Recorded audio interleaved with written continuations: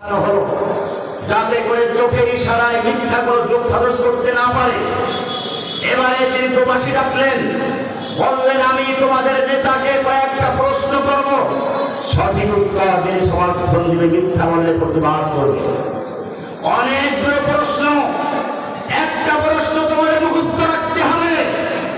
প্রশ্ন করেছিল হাল ইয়ারতাদু আহাদুন আন দীনিহি বাদা আন ইয়াদখুলা ফীহি সাখতাতান লিদীনিহি, যেই লোকটা তোমাদের দেশে নবুয়ত দাবি করেছে মুহাম্মদ সাল্লাল্লাহু আলাইহি সাল্লাম, তার দ্বীন গ্রহণ করার পরে দ্বীনের প্রতি অসন্তুষ্ট হয়ে কোনো ব্যক্তি ধর্ম ত্যাগ করে মুরতাদ হয়ে যায় কিনা।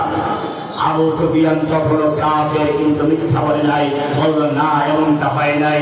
আবু সুফিয়ানের এই বক্তব্য সূত্র ধরে বাদশাহ হেরাকের মন্তব্য করেছিল, বুখারী খুলে দেখো, ওয়াকাযালিকাল ঈমান হিনা তুখালিতুহু বাশাশাতুহু আল কুলুবা, এটাই হচ্ছে ঈমানের বাস্তবতা, এটাই হচ্ছে ঈমানের প্রকৃতি, এটাই হচ্ছে ঈমানের সত্যিকার কথা। ইদা হিনা তুখালিতু বাশাশাতুহু আল কুলুবা, যখন ঈমানের সাথে